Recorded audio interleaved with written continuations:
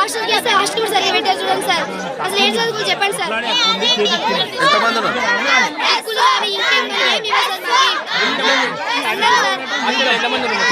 232 sir. Okay sir, మేము వచ్చిన వరకు ఓకే సార్.